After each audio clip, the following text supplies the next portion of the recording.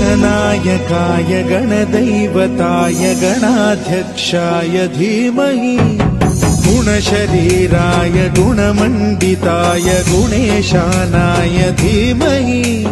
गुणातीताय गुणाधीशाय गुणप्रविष्टाय धीमहि एकदन्ताय वक्रतुण्डाय गौरीतनयाय धीमहि गजेशानाय भालचन्द्राय श्रीगणेशाय धीमहि